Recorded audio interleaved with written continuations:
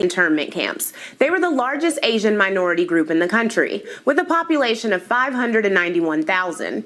To hammer down their priorities in the midst of the ongoing political divisions and turmoil, the Japanese American Citizens League held a convention in Chicago in mid-July. Approximately 400 delegates would be in attendance to discuss pertinent issues like reparations. 18-year-old anti-Vietnam War activist and third generation, or sensei, Evelyn Okubo, was excited to attend with her friend Renko Carol Yamada. They were both from Stockton, California, and shared room 725 at the historic Palmer House Hotel with a fellow attendee named Patty. The historic hotel was one of the oldest in America, but for its 2,144 guest rooms, there were only 5 security guards per shift. On July 17, 1970, Carol gave a 4.5-hour presentation dealing with topics like the atomic bombings of Hiroshima and Nagasaki. Later that evening, after dinner at around 9:30 p.m., the 3 roommates went to hang out in room 862 with some friends. Evelyn left to go back to room 725 30 minutes later. At 10:30, Carol went to the group's room to grab something and check on Evelyn. When she entered, she found her friend naked on the floor. A tall, naked black man with a natural, or afro, grabbed Carol. According to testimony in Yamada versus Hilton Hotel Court, he forced Carol to lie down and tied her hands behind her back. He cut off her clothes and covered her head with a sheet. He also tied her feet. He turned her on her back. Carol heard him take Evelyn into the bathroom and could hear Evelyn struggling as she was put into the bathtub. Evelyn screamed once, and then it was silent.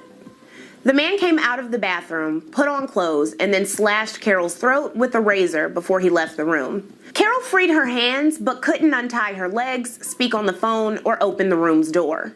As she bled out, she wrote a series of notes in black crayon. They read, "He's black with a natural. It looks gory, but there's no pain. And don't blame him. It's not his fault." She later testified that she wrote the notes because she believed she was dying and she didn't want her family to think her death had been painful. Fortunately for Carol, the blade that slashed her throat missed her jugular vein by a fraction of an inch. When the third roommate, Patty, arrived to the room, she got help for Carol. The police and media speculated that a Black Panther was responsible, and rumors swirled that the girls had consorted with black men and radical groups. On the same day of the attack, 2 police were killed by a sniper, which was also blamed on the Black Panthers. It was also falsely reported that the girls had been raped. In November, a 17-year-old former laundry room worker at the hotel, Lonnell Robinson, raped and robbed the 61-year-old wife of a University of Illinois professor in the nearby Conrad Hilton Hotel. Oh, wow. He was briefly investigated as the culprit in Evelyn's murder, but was cleared. Nobody else was ever arrested or indicted for the murder. Oh, wow. Evelyn and Carol's families unsuccessfully sued Hilton Hotels, blaming the poor security and citing past complaints of frequent room break-ins. The JACL solicited donations in its Pacific Citizen newspaper. Evelyn left behind a widowed mother named Mabel and 4 siblings. The incident inspired fellow convention attendee Nobuko. So both of them died? But one of them survived, right? Or, I don't know. I missed what happened. But anyway, this is Intellectual Media. This is the young lady's, young sister's YouTube channel. She's one of my favorite YouTubers. Go ahead and subscribe to her channel. Intellectual. Intellect is spelled I-N-T-E-L. No, I-N-T-E-L-U-A-L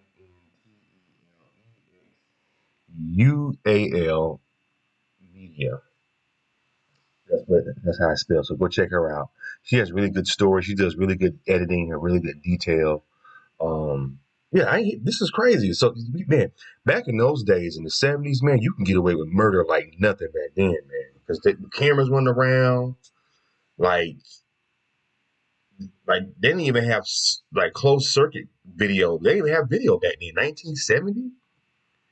There was nothing on video. You can go into a place of rob somewhere and walk, and no picture, no video, no nothing. Can you imagine back then? You could really, really get away with murder back then. There was no DNA, no, oh wow. That was some scary time to live back then. Joanne Miyamoto to write a song, start a band named Yellow Pearl, and become an advocate of racial reconciliation. The Palmer House Hotel implemented stricter security protocols.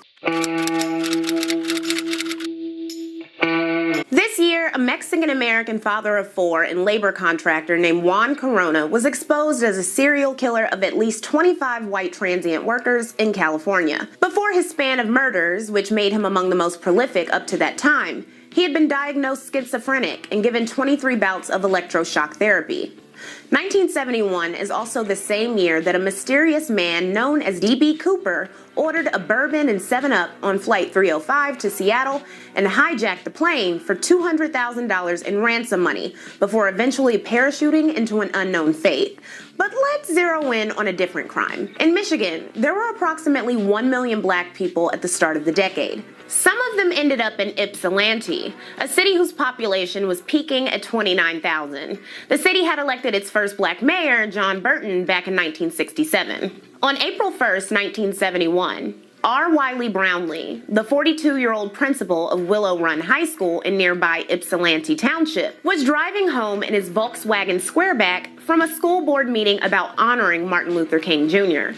Brownlee, who had only been principal for 6 months, was the one who proposed commemorating the slain civil rights leader, which only added to his list of enemies. Just 3 years after being assassinated, Martin Luther King Jr. was a contentious topic in the area, where KKK members were active and protesting white parents were unhappy with forced busing. At Willow Run, racial tensions flared when a white student was beaten by a group of black ones. Brownlee was seen as the source of these problems and had been given a Ku Klux Klan card as a threat 3 months previously. He explained, "The right-wing element in our community is unhappy with the way I handle the school. The kids aren't, but this parental group is. I wouldn't say they're John Birchers, but philosophically they agree with Birchers. There's deep hatred among some groups. You've got 5% of the people causing 95% of the problems." So while driving home on April 1st, Brownlee was forced off the road by 5 shotgun-wielding white supremacists. They roughed him up, threatened him, and then tarred and feathered him. Instead of cowering in the face of Klan violence, Brownlee returned to work the very next day. To be clear, Brownlee had nerves of steel. He had been flying airplanes since the age of 16 when his mother bought him flying lessons for his birthday. "Thank God they didn't pour it on my head," he told reporters. Police quickly identified the criminals, including a 26-year-old trucker named Sammy Millian and the former Michigan KKK Grand Wizard Robert E. Miles, who in addition to being convicted of the assault in 1973, was convicted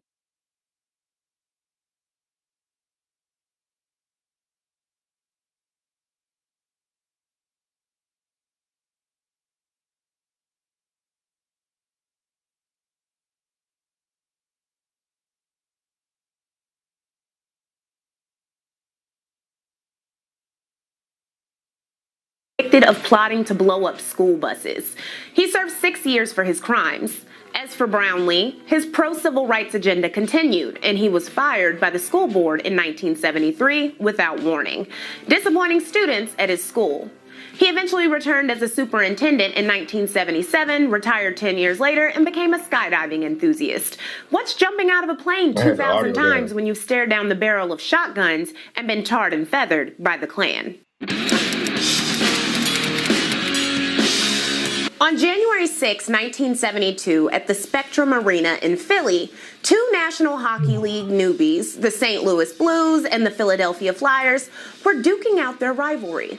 Because the Philadelphia Flyers were up 2 points at halftime, the Blues were upset, especially with a referee. At halftime, while the Flyers retreated into their locker room, Blues coach Al Arbor approached the referee. As he did, an unknown fan threw beer on him. Other fans joined in, with several beginning to mob him. His shirt, coat, and tie were ripped from his body as Blues defenseman Bob Plager confronted the fans. His teammates and brothers Barclay and Bill joined in, along with 7 more Blues players, and there was an all-out brawl that lasted 25 minutes. There were an estimated 200 police at the game, and they joined the fray.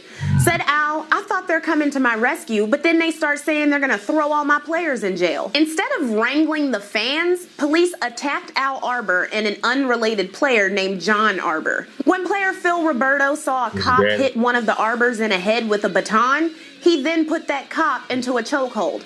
Both Arbors later required stitches. Said the father of a 12-year-old boy who was injured at the stadium in the city of brotherly love, you spend $6.50 for a ticket, send your kid to the hockey game, and he gets hit with a stick. Added the son. Fans boo you and throw things all the time. When the players climbed into the stands, they put a lot of persons in danger who didn't want to fight at all. I saw one lady looking very scared. She was carrying an infant. When order was restored, police initially were going to arrest the Blues players, but instead allowed the game to continue. It was probably thanks to all the adrenaline of a 25-minute fight, but the Blues bounced back from 0 to win the game 3-2. Al Arbor and 3 of his players were then immediately arrested after the game. Oh, wow. Explained Phil Roberto. After the game, we were in the locker room and we were all happy that we won. And then all of a sudden it was like, okay, number 18, number 17, number 24, and Al Arbor, you're all under arrest. And we went, what? You gotta be kidding me. The coach and players were released on a $500 bond, and Bob Plager wasn't arrested because he locked himself in the locker room until police left. Who knew you could do that? This year, the revelation that Candy heir Dean Corll had killed at least 29 teen boys with 2 teenage accomplices. What? When the hell did this happen? Oh, go back. He killed a lot of people. Shit. That's happened in 1973. My brother graduated. This year, the revelation that Candy heir Dean Corll had killed at least 29 teen boys with 2 teenage accomplices down in Houston before being killed by one of them made national news. Following so soon after Charles Manson and his cult in 1969, the crimes increased fear among parents about the safety of their children. As we discussed way back when in Lectual Does the 70's, Cults, Crime, and Culture, the reality of adult predators seeking teenagers and children to assault or do their bidding was setting in, even in places where violence was not expected. She be having some good ones. Cults, which one? She be having some good ass. I missed the other one. Let me see. Go back to that one. Which one she said she got the one? Growing up in the 70's. There you go. Back when in Lectual Does the 70's, Cults, Crime, and Culture, the reality of adult predators seeking teenagers and children to assault or do their bidding was setting in, even in places where violence was not expected. At approximately 2:45 p.m. on April 19, 1973, in Hillsdale, New Jersey, a 7-year-old Girl Scout named Joan D'Alessandro told her mother, Rosemary, "Goodbye, Mommy. I'll be right back." Hillsdale was a small borough of approximately 12,000 people in Bergen County, with a friendly community. Joan, a 4'3" confident and happy girl who loved ballet, jokes, and the color green, was going to start taking piano lessons when she turned 8 in September. The youngest of 3 children, Joan loved being a Girl Scout. For 40 years, the organization had been selling its cookies, and scouts were encouraged to use the buddy system and be supervised by adults. But on this Holy Thursday, Joan went to a neighbor's house to deliver 2 boxes of cookies alone, carrying the sole list of customer names with her. Because Holy Thursday was a holiday at her parochial school, Joan and her siblings had the day off. She went down Florence Street and turned the corner to Nicholas Avenue to the home of Joseph McGowan, a 26-year-old high school science teacher who lived with his mother and grandmother. He was described as a straight-laced churchman, a classroom disciplinarian, nice and smart. On that fateful day, McGowan was mowing the lawn and told Joan to follow him inside while he retrieved money for the cookies. Joan never returned home. Rosemary wasn't immediately alarmed, believing that Joan went to her friend's house. It was the 70's, and this was a family-oriented, predominantly Italian-American neighborhood. But after 2 hours, Rosemary was concerned. Rosemary and her husband Frank called the police and drove around looking for Joan, but they eventually returned home. Rosemary then went on foot around the neighborhood looking for Joan, starting with the McGowan house. Joseph said he hadn't seen her, and his cold callousness didn't go unnoticed by Rosemary. She told FBI profiler John Douglas, "Walking back to my house, I knew that he knew what had happened to Joan." Police arrived and a search began. Neighbors were advised that Joan left home wearing a short-sleeved turquoise blouse, maroon slacks, and red, white, and blue sneakers. The next day, McGowan was seen disposing of trash, and Rosemary told police about her weird encounter with him. Police immediately suspected him, and he told them he had been at the grocery store when Joan went to his home. He lied about the circumstances of the grocery store trip, leading to a failed polygraph test. While in custody, McGowan requested to speak to a priest, whom he confessed to killing Joan. He had done so within minutes of her arrival, while his hearing-impaired grandmother was upstairs watching TV. On Easter Sunday, 3 days after she went missing, Joan's body was found beaten, naked, and sexually violated 50 miles north in Stony Point, New York. McGowan was indicted for her murder on April 24th. The next day, an interview with a Dr. Noel Galen found that McGowan had repeated disturbing sexual fantasies about young girls, and McGowan reaffirmed his guilt. After disposing of her body and helping the neighbors look for Joan, McGowan told the psychiatrist that he slept well. Though he readily admitted to murder when asked if he raped the 7-year-old, he lied. A jury was solicited to determine if he had committed the murder while committing or attempting to commit rape, which carried a harsher prison sentence. McGowan suddenly pled guilty to murder to forego a trial, not wanting the details of his crime to be debated in a courtroom. Prior to sentencing, Superior Court Judge Fred C. Galda ordered a psychiatric examination of McGowan. Keep in mind, criminologists wouldn't address and study the MO of child sex offenders on a large scale until the 1980s. The judge, when considering sentencing, was unsure if McGowan would be a repeat offender. On May 10, 1973, psychologist Emanuel Fisher wrote, "Although appellant came across as a very proper, conventional, conforming individual, this exaggerated propriety, conventionality, and conformity constitute his defensive facade for himself and for others against the underlying depression and hostility of which he is unconscious." McGowan was sentenced to life in prison, but was eligible for parole in 1993. Rosemary D'Alessandro was one of many activists in the powerful victim rights lobby. As we discussed in Lectual Does the 90s, this loose assortment of Americans across the political spectrum pushed for stricter sentencing and an end to parole. Rosemary wanted to deny the possibility of parole to sexual murderers like the man who killed her daughter. And in 1997, New Jersey passed Jones Law, which ended parole for those who killed children under 14 during a sex crime. It became national law in 1998. While this couldn't be retroactively applied to McGowan, he was denied parole in 1993, 1998, and 2008. Rosemary also successfully encouraged the passage of a law removing the statute of limitations for wrongful death lawsuits. In 2001, she sued McGowan, who had inherited money from a family member, and was awarded $750,000. Oh, wow. Get his ass. Took his money. On March 5th, 1974, in the Coconut Grove neighborhood of Miami, Florida, 17-year-old high school senior Amy Billig planned to meet her friends for lunch at Peacock Park. The Grove was the pinnacle of Miami's counterculture, and Amy was a natural fit. It had been 5 years since her family, including father Nathaniel, aka Ned, mom Susan, and little brother Joshua, had moved from New York to sunny Florida, and Amy had readjusted just fine. She loved Joni Mitchell and Judy Collins, helped train dolphins at SeaWorld, babysat in her neighborhood, and met plenty of friends thanks to her fun personality. Just 6 weeks before that March day, she wrote in her journal that a man named Hank asked her to go with him to South America. She said, "I told him he is crazy." Amy, who had experimented with pot before and believed in free love and read new bestsellers like The Happy Hooker, aspired to graduate from high school and become an actress. She wasn't planning on running away with anybody.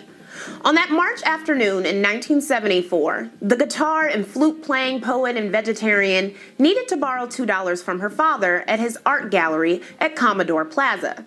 So she likely decided to hitch a ride for the 1-mile trip. She'd done it plenty of times before.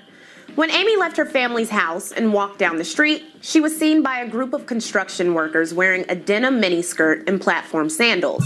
And they alleged they saw her get into a green Jeep. When Amy didn't come home that evening, her family grew worried. When her friends called to ask why she didn't show up for lunch, the worry turned to fear. The Billig family phoned the police.